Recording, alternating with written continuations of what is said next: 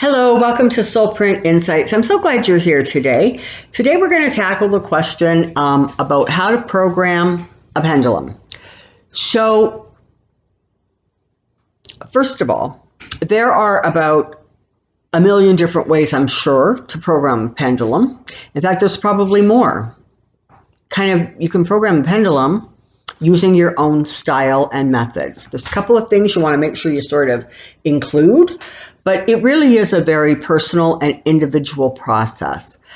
I am going to share with you sort of the way I do it and some of the things that I think you should be mindful of when either programming a pendulum or working with one. I tend to not gravitate towards things that are very ceremonial or very complicated. I really like things to stay on a super kind of basic level. And so when I program a pendulum, I tend to follow kind of that same philosophy. Okay, so first thing let's talk about is finding your pendulum. So whether you're choosing one in person, like you've gone into a metaphysical store or a store that has pendulums, or you are selecting one via the computer, via the internet, you want to make sure that you choose one that sort of just resonates to you.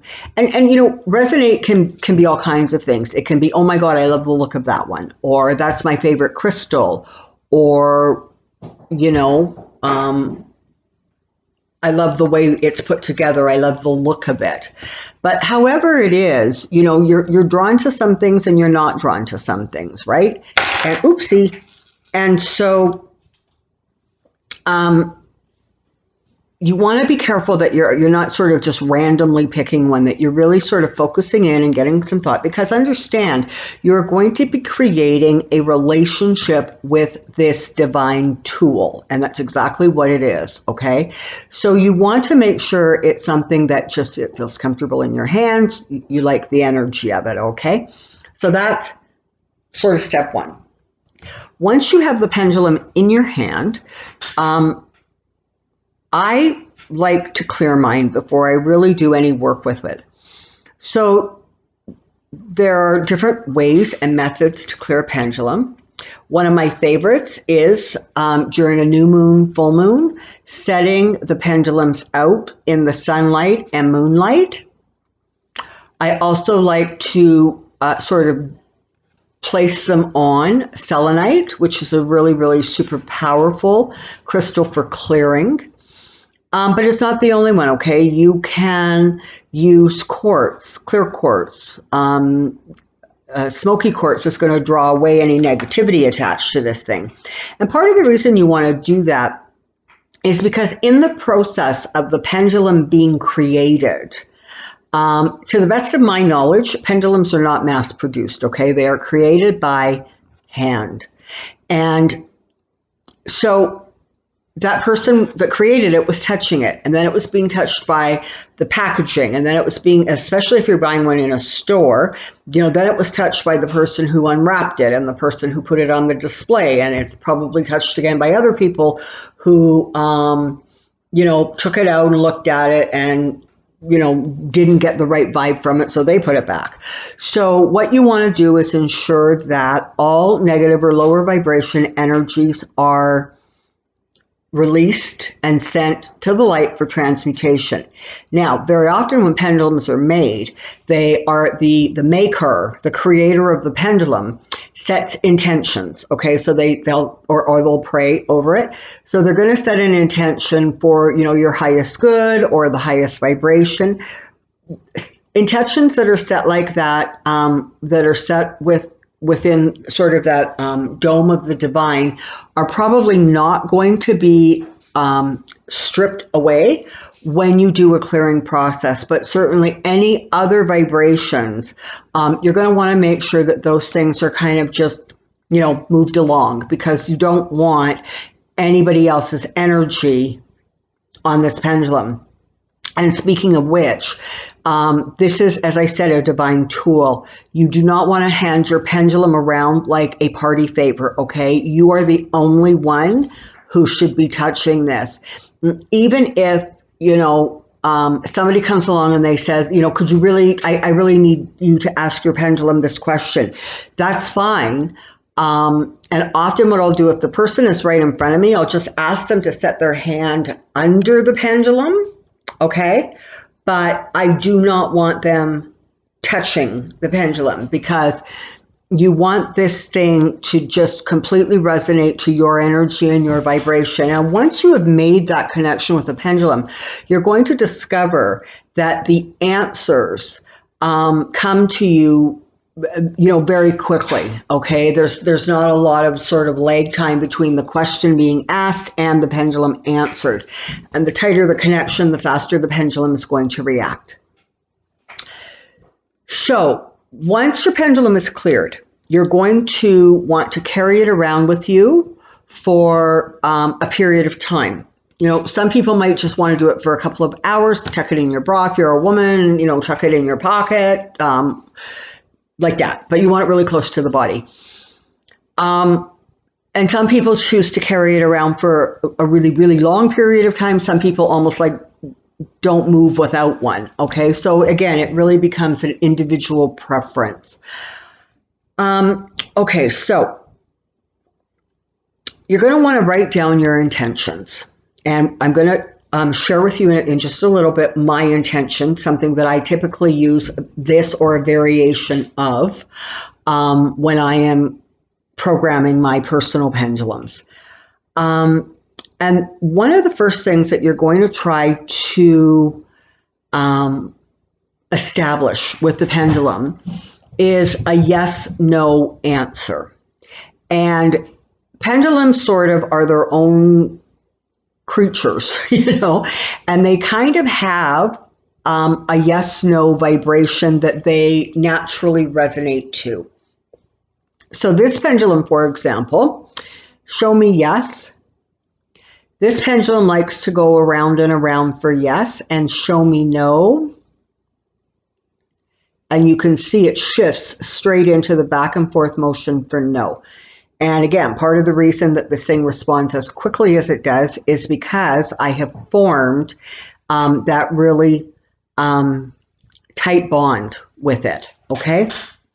Now, there are times, however, that you really want to have the pendulum respond in a certain way because of the kind of work you're going to do with your pendulum.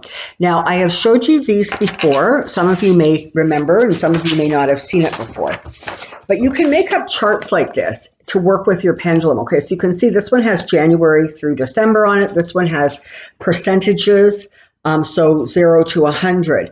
One of the reasons that you might, for example, want to set up a pendulum to go in a backwards and a back and forth motion is because it's a really great way to check if the pendulum is sort of sitting at its highest clarity. So I'm going to use this pendulum and I'm going to ask it, and I'm going to ask it to go back and forth for the answer, because that is how I'm going to get clarity on the answer. So my question for the pendulum is, are you cleared and charged at what percentage? What percentage are you in terms of clarity and charge? And you can see it is very, very clearly moving towards 100%. So this means that the pendulum is in top, you know, form, if you will. But, you know, again, so you can either say literally, this is the motion for yes. Okay, so this is how you would do it. You would say, pendulum, I would like you to respond in a back and forth motion for yes. Back and forth, yes. Back and forth, yes. Okay? Or pendulum, I would like you, so that's yes. So then pendulum, I would like you to go round and round for no. Okay? Round and round for no. Round and round for no. And you have caught the fact that I am saying it 3 times. And, you know, and honestly, there's pendulums move in a great variety of ways. For some people, they always move clockwise for one and counterclockwise for another.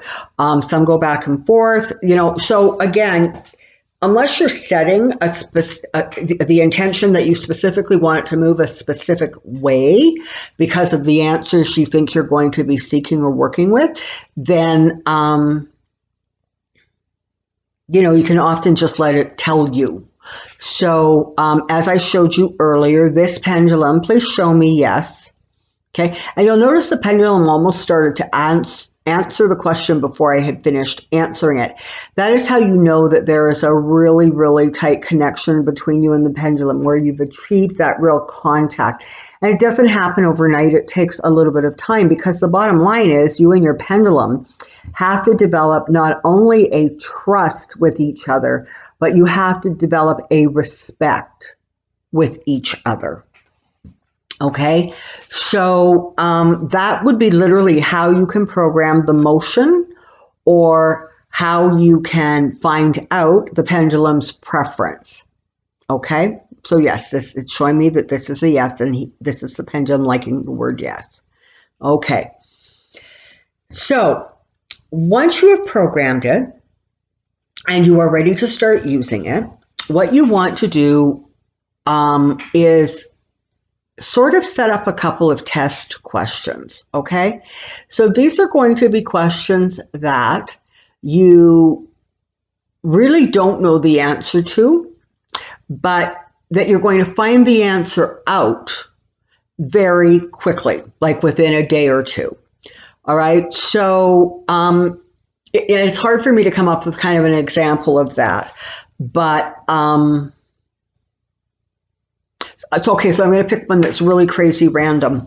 Okay, so I've just bought a lottery ticket, and the lottery ticket is in my hand. And honestly, this isn't a good example because you really shouldn't use the pendulum this way, but my mind's a little blank at the moment. So I bought a lottery ticket, and I'm going to ask the pendulum, am I going to win anything on this lottery ticket? Anything. So, a free play or $2 or whatever it is. And then ask the pendulum. And then, again, within a day or two, there's going to be a lottery draw and you're going to know the answer. Okay, so that's one good way of testing it. It can be simple things like, is the package that I'm waiting for, is it going to arrive tomorrow? Am I going to hear from, my best friend Susie in the next 6 hours? Okay, so whatever it is. So you want to ask it a couple of questions so that you can, two things. One, you can ensure that the pendulum is vibrating and answering the question in a truthful manner. And two, that you and your pendulum are in sync. So for example, let's say I ask the pendulum if I'm going to hear from Susie. And I don't hear from Susie, but the pendulum told me that I would, right? So one of the first things you're going to do is not say the pendulum's dumb and it's wrong and it's lying to me. What you're going to say, you're going to go back to the pendulum and you're going to say, pendulum, again, please show me your preferred motion for yes or no. You're going to want to literally communicate with the pendulum and find out if you're actually interpreting the answers correctly, okay? Now, speaking of that, you're going to be really careful when you ask a pendulum a question, okay? So, let's say you want to ask the pendulum if you're going to get a new job, right? Well, the pendulum has a far more expansive view of the universe than any of us do. So you might ask the pendulum if you're going to get a new job, and the pendulum says, yes, you are. But when you were asking that pendulum, you really kind of had a specific thing in mind. And then it didn't happen. You didn't get that specific job. Well, it's really possible that you're going to get another really terrific job, just not right now. So in some ways, you want to be as specific as you can be with the pendulum, and if possible, you want to set sort of maybe a timeline, right? Am I going to hear about this new job I'm going to get within 7 days? Okay. So you got to be really, really careful, because if you ask, and there's a tendency to ask open-ended questions, right? Am I going to fall in love again? And, you're thinking that means a new intimate personal relationship. Well, the pendulum's just talking about love in a broad way.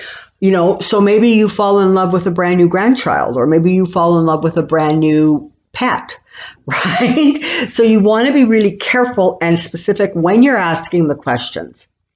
Secondly, when you get an answer, and let's say it's something that you really, really want the answer to, and your pendulum is saying yes, yes, yes.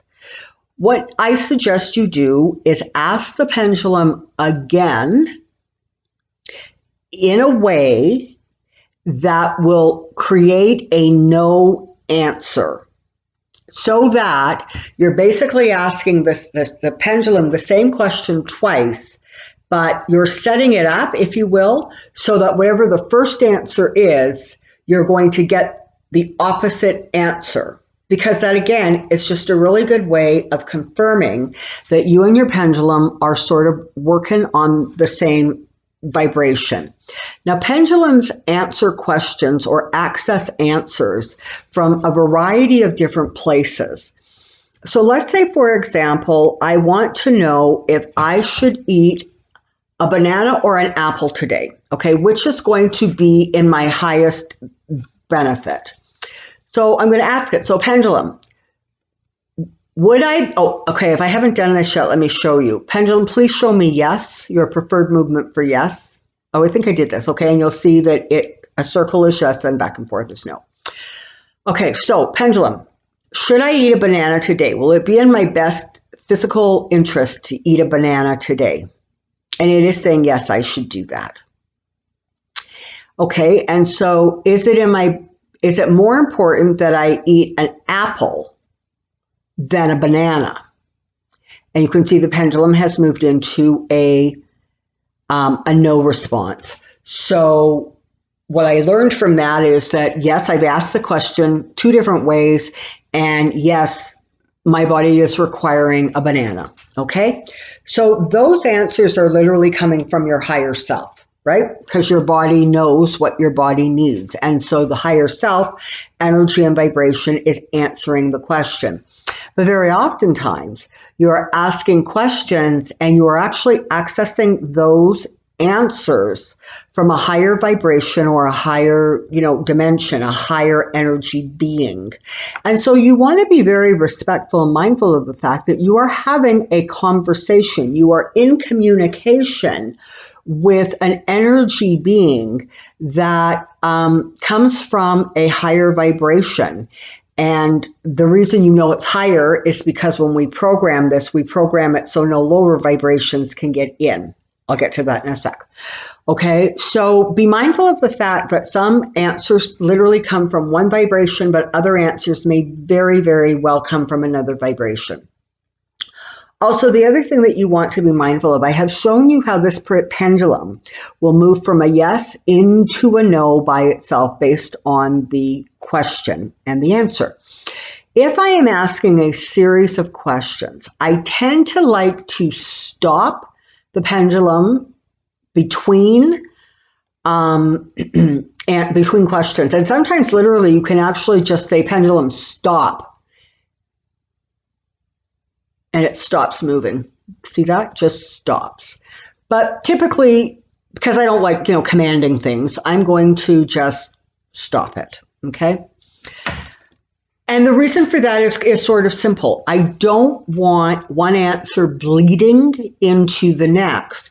So, if it's going round and round and it wants to move into a no, it's actually going to take like a little bit of time for that thing to move into, you can see it slowing down, and now it's going to go into its no. The back and forth is no. Well, if I'm really anxious about an answer, I may be too quick to say, oh, yes, it's saying a yes. When in fact, if you had just given it another 10 seconds, you would have got the more accurate answer. So you want to be really careful and mindful about that kind of thing. Let me make sure I haven't missed anything that I wanted to cover. You can also set the intention for a pendulum. If you have several of them, you might want to use one for personal. Okay, so this pendulum I am going to use exclusively for asking questions about myself and my family. Or this pendulum I am specifically going to ask about health concerns. But very often, if you only have one or two pendulums, you may want to just set it for general use. Okay, so kind of basically whatever question I have, the pendulum is going to be able to respond. Okay, so you might want to make note of the time, if you can, on your as you're playing this video, because I'm now going to give you my intention. These are the intentions that I use to set for my pendulum. Okay, so at the 21-minute mark even, I ask that any and all work I do with this pendulum takes place within a divine dome of highest trust, truth, vibration, and clarity. Within and around this dome is perfect protection from all dimensions, times, and spaces. Only high vibrational, positive energy is able to come through the dome to answer my questions asked. This divine tool will provide the highest truth answer of the highest probability for this moment in time. Okay, that's what I use. Feel free to tweak it. Feel free to use it. Certainly feel free to create your own. That's one of the things that you're going to want to do when you first get your pendulum, is sit down and actually write out your intentions for the pendulum. Because in doing that, again, you have personalized it. And again, I repeat, you're in communication with the divine, one way or the other, whether that divine is your own higher self, because of course you are, or whether it is angels or archangels, whether it is a higher vibration, whatever it is, it's being used as a tool for that communication. And so you always, always want to be very, very respectful. And so there you go. That's kind of my way of handling a pendulum and of dealing with one.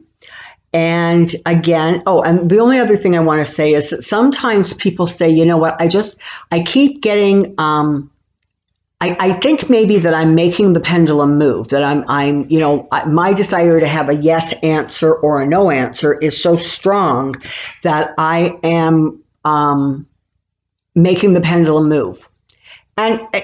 And honestly, that can happen, right? So the way I sort of combat that for myself personally is I ask the question and I redirect my gaze. So I'm going to look up, I'm going to look down. Sometimes I'll just close my eyes. You can typically feel when your pendulum starts moving. And once it feels like it's actually got a pretty good movement to it, and you can feel it in your fingertips, then and only then will I open my eyes or redirect my gaze. That is sort of the way that I have figured out, again, for me personally, how to ensure that I am not literally influencing the pendulum with my own intentions. Okay, so this pendulum also came, by the way, I mentioned this before, but it came from Aquarius age things. So if you're interested, look it up. Paul does beautiful work, and I got 2 of them and I love them. But so find your pendulum, go to a store, go online, go shopping. And the other thing I will say to you is, in an absolute pinch, you can use almost anything for a pendulum, okay? Be mindful of the fact, though, that you're using it in a pinch, and so you want to ensure that it's protected. So if I was, for example, in a place where I didn't have a pendulum, but I really, really needed an answer, I could literally take this off and get this necklace to act as a pendulum, okay? And for me personally, before I do any reading or have any conversation with my pendulum, I always ask that I am under the dome of protection, and that all the answers I get are to the highest possible accuracy. When it is done, when I am done working with my pendulum and I am ready to put it back into its safe space, I will often thank my pendulum, because, again, not only am I thanking my higher self, if that's where the answers are coming from, but I am also acknowledging the higher realms, and I am acknowledging that they took the time and the energy to have a conversation with me to help me find the answers that I was seeking. So there you have it. Thank you so very much for joining me today here at Soulprint Insights.